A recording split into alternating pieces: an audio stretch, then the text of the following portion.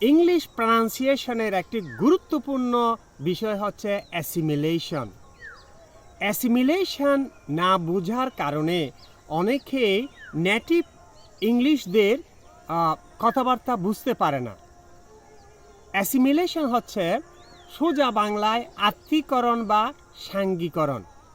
দুটি পাশাপাশি ইংলিশ শব্দের প্রথম শব্দের শেষ সাউন্ড বিভিন্ন কারণে পরবর্তী শব্দের ফার্স্ট সাউন্ডের সাথে মিলিয়ে যে উচ্চারণ করা হয় সেটা হচ্ছে অ্যাসিমিলেশন বা সাঙ্গীকরণ।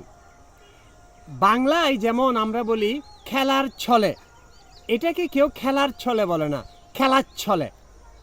অনুরূপভাবে ইংলিশে good boy, good boy, good girl, good girl, one moon, one moon, nice shoe, nice shoe, that person, that person, good night, good night.